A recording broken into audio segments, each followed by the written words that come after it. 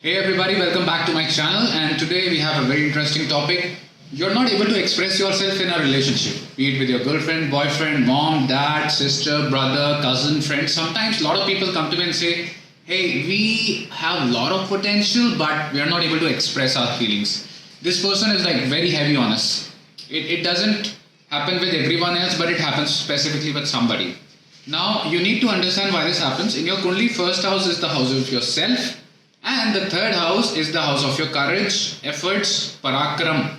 But most importantly, in context of expression, third house is the house of expression.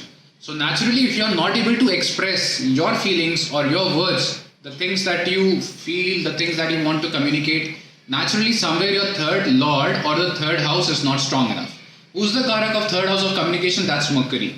So somewhere you need to strengthen your Mercury. Let's get this clear.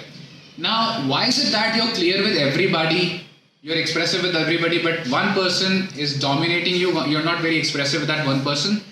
Check that in his or her horoscope, a malefic like Saturn is very heavy, Mars, Rahu or Ketu, or a combination of these planets are afflicting your third lord or your Mercury. That is possibly the reason why that person is dominating you and you're not being expressive to such a person.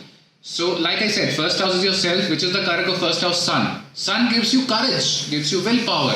And Sun, if it is strong, it naturally boosts its friends. Mercury is one of the friends of Sun. So, if your Sun is strong, naturally some power your Mercury will receive. And what is Mercury? Communication. So, I'm going to give you a remedy which dates back to 19th century.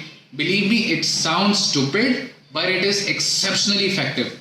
George Washington, Abraham Lincoln used to do this. They used to face the sea and they used to give a speech feeling that they're addressing a crowd. Now, we can't always go to the sea, but what we can do is we can imagine that somebody is ahead of us. Imagination is Rahu, and we can communicate using Mercury. We can practice our thoughts, our feelings.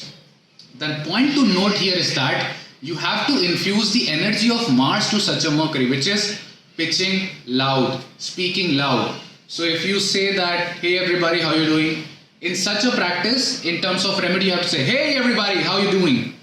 The more you infuse the energy of Mars with Mercury, the more expressive you will become to such a person. Now that is one thing, because you will strengthen your planets. How do you see that the other person's planets are affecting you and you protect yourself from that?